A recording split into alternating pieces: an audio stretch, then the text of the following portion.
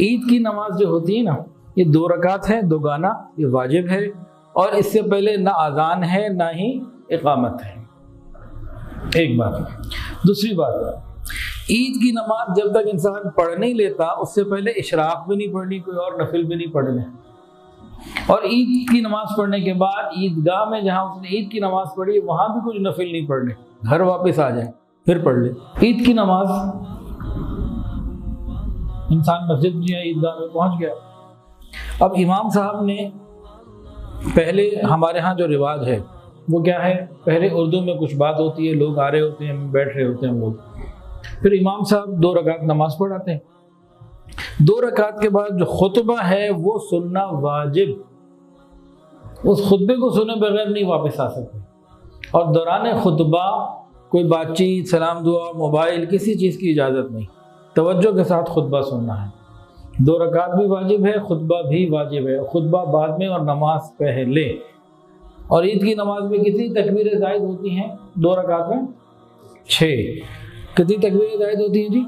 6. پہلی رکعت میں کتنی؟ 3 پہلی رکعت میں زائد اور 3 دوسری رکعت میں زائد ہوتی ہیں. عید کی نماز کا طریقہ کیا ہے جی؟ انسان نیت کر لے میں عید کی نماز پڑھ رہا ہوں، امام کے پیچھے ہوں، وہ طرف کعبہ شریف کے، اور اللہ اکبر، اس نے ہاتھ باندھ لیے. اس کو کہتے ہیں تکبیر تحریمہ. یہ جو پہلی تکبیر ہوتی ہے نا جس سے نماز میں داخل ہوتے ہیں اس کو کہتے ہیں تکبیر تحریمہ. اندر نماز میں داخل ہو گئے.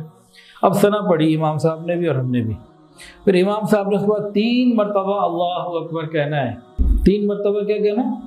اللہ اکبر. تم نے ہاتھوں کو کانوں تک اٹھا کے چھوڑ دینا. پھر امام صاحب دوبارہ کہیں گے تو پھر اس طرح ہر دفعہ کہتے جائیں، ہم چھوڑتے جائیں. تیسری دفعہ میں ہم ہاتھ باندھ دیں گے.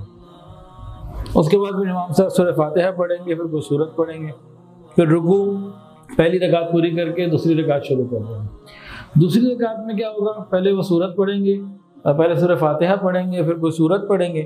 اس کے بعد رکوع میں جانے سے پہلے 3 زائد تکبیرات اب پڑھیں گے. تو وہ جب کہے اللہ اکبر تو ہم بھی کانوں تک ہاتھ اٹھا کے اللہ اکبر کہیں، ہاتھ نیچے چھوڑ دیں. پھر دوسری دفعہ، پھر تیسری مرتبہ.